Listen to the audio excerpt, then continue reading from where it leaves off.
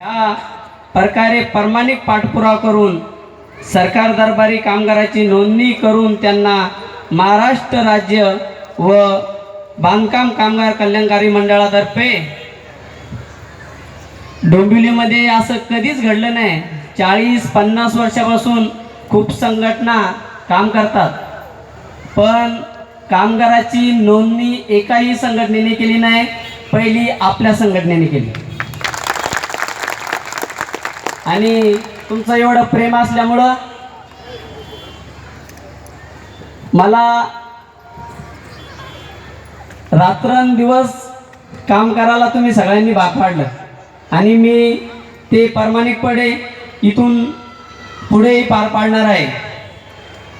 व ह्या सर्व योजना मिळवून देण्याकरिता मोलाचे मार्गदर्शक हे कल्याण डोंबिवली महानगरपालिकेमध्ये नोंदणी करण्यासाठी मी माझे साहेब लांडगे साहेब यांना खूप विनंती केली. साहेब, माझ्या सर्व कामगाराची कल्याण डोंबिवली महानगरपालिकेमध्ये नोंदणी झाली पाहिजे. त्यांनी आयुक्त साहेबांना, मोरे साहेबांना आणि लांडगे साहेबांना मिळून आयुक्त साहेबांना लेटर लिहून आणि कल्याण डोंबिवलीमध्ये आपला हा प्रस्ताव पास करून आपल्या नाका कामगारांची नोंदणी करून घेण्यामध्ये सिंहाचा वाटा आपल्या लांडगे साहेबाचा या ठिकाणी राहिलेला आहे.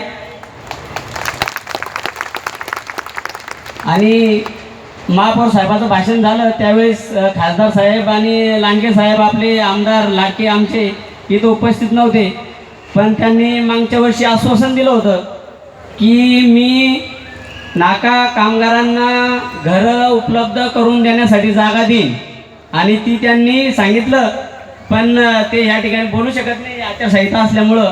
पण मला माहिती, मी त्यांच्याकडनं खूप पाठपुरावा करून आपलं 75% काम मार्गी लागलेलं आहे.